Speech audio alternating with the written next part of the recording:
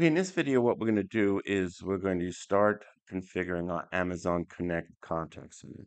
So in the previous video, what we've done is we talked about the architecture, creating an instance of Amazon Connect.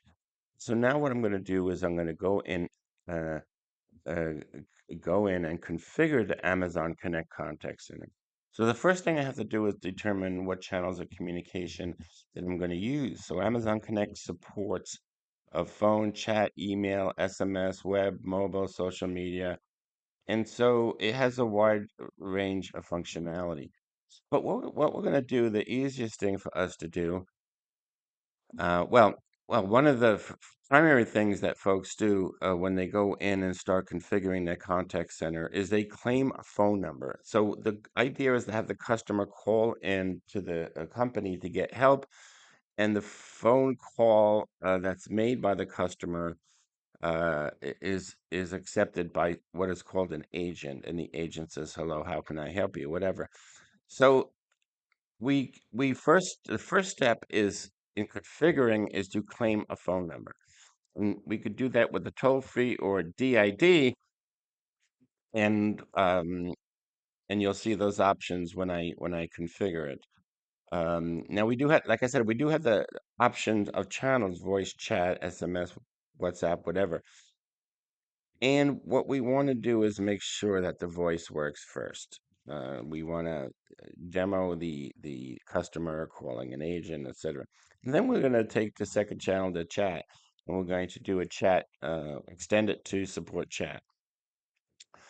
So, what we need to do is we want phone number that the customer can call, and then what we do is we attach contact flow to it. What is that? That's a drop and drag workflow with blocks where we ask questions to the customer. Would you like to speak in Spanish? Would you like to speak in English? Choose one for English, two for Spanish, and and um and DMTF is used, which means that the user's typing in the number into the phone, and the phone is choosing the option, and the workflow takes that direction. So once we claim a number, we're going to attach it to a workflow, and we'll do just that. We'll say, okay, uh, the customer makes the phone call, and the automated system picks up and says, how can I help you? Choose one for English, two for Spanish, or one for customer support, two for sales. Whatever the flow may be, it's defined by a contact flow, and the number points to the contact flow. So that's what we're doing. So first we have to claim the number. And then once we get phone numbers there and point into different workflows, um, we can download the CSV file that has all the phone numbers, etc. We can look at the history, the recorded history of what has transpired with configuring the phone numbers, etc. So so this is the first step. So let's take a quick look and go into um, the Amazon Connect, and let's take a look at and see what's going on here. Okay, so first of all, I want to point out that I am in my production account. I am I'm logged in as a user which has administrative permissions. But when I created this instance, I did create an admin for Amazon Connect. But I just want to point out that when you go to look at your Amazon Connect instances, you do have an instance, and you are capable of logging into that instance using this link. Now, this was the console which had configuring the instance, right? I basically looked at configuring this instance, and I used an S3 bucket, and I have certain information that I need. If I go into this login emergency access, I actually go into the instance uh, console. So now I'm in this particular instance. Now, when I say this instance, I'm looking at my domain name that I configured. This is my URL to connect to my instance. But notice I'm still logged in as my administrator from my root account, right? So I do see different things here on the dashboard. But what I'm going to do is, and I can go and view phone numbers here, and I see I do have a phone number that I created and I allocated. I go here and I could claim a phone number. Now once I do that, I could go down here and search for flows, and I could connect the flow to my phone number. So now now if I call this number, it'll hit this flow, and this flow is going to say, for technical support, press 1; for customer support, press 2; for sales, press 3; whatever it's going to do, because I defined this particular flow. But what I'm going to do right now is I'm going to get out of here because I am in here as an administrator, and what I want to do is I want to log in as my root administrator. I created this when I created the instance, and I created an admin from my Amazon Connect instance, which corresponds to this domain name. So I'm going to go just log out and log back in. And I'm just doing this because I want to keep track of the admin doing their actions, etc. And I'm going to leave this phone number here because I already have this phone number connected to my contact flow. But if you look at the steps here, say first allocate a phone number, set your hours of operation, create your queues, create prompts, and then create a flow. So I don't need the flow until this step. And then create routing profiles, then create users. And I don't need users yet either because I have access to admin. However, I did create an admin user when I instantiated my instance. So I am logged in as that admin user. So so when you create your Amazon Connect instance, I recommend you create the admin. This way you could start doing these steps from the beginning to end with the admin user. Okay, so let's just see what happens here when I go to allocate a phone number, because this is a little tricky too. I'm in my Connect instance. I do have a phone number. It is pointing to my workflow, but let's suppose I had nothing here. All right. But by the way, if I try to remove this, I'm having a problem because it's configured, and if I remove the contact flow, I'm still having a problem. So let's leave this number here. When I call in this number, it does work. But let me show you what you have to do to create. Let me see my historical changes too. I have a whole bunch of changes. I've updated this many times, and I've used different phone numbers. So this is the history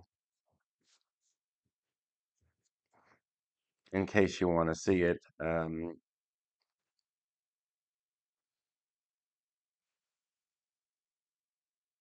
So now let's go back and claim a phone number. So you shouldn't see anything here when you first create your instance because you didn't create a phone number yet.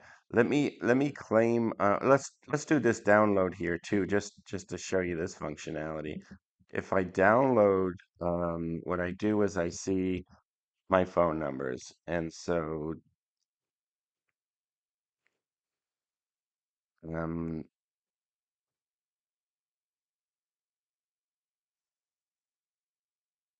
so what you'll see is your phone number, your description, your contact flow and country, etc. And um, keep in mind that these systems can get very complicated. So, when you're first learning this product, this should be blank, and we're just claiming a phone number. And I just want to show you what this looks like. So here I could choose a channel, and I'm going to just choose the voice for now, keeping it as simple as possible. If I go to toll free, I could pick United States, and let's see if I pick one of these phone numbers. And once I do this, like I said, this just there's really nothing going on here.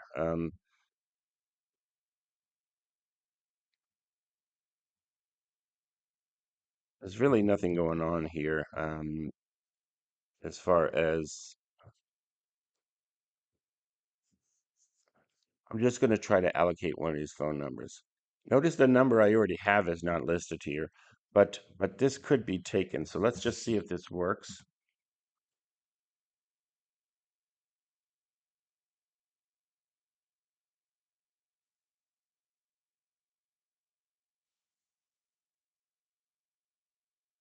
Let's save it.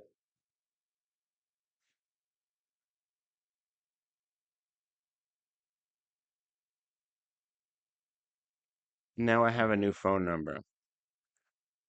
Now keep in mind that this phone number is going to be associated with a workflow like this phone number here.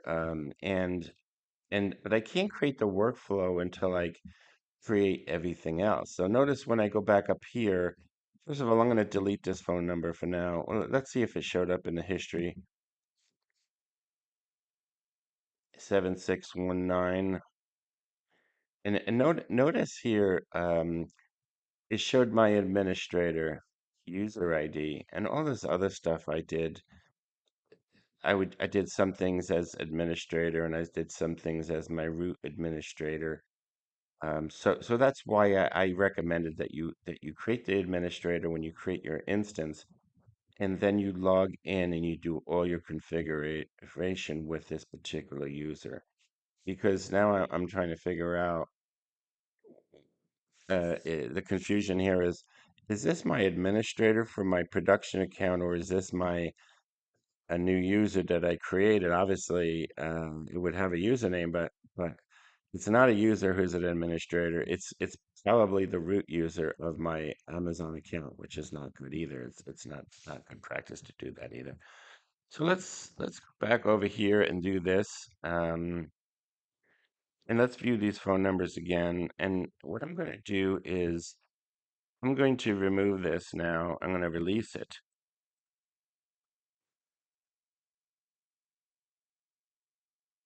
And this is my main phone number.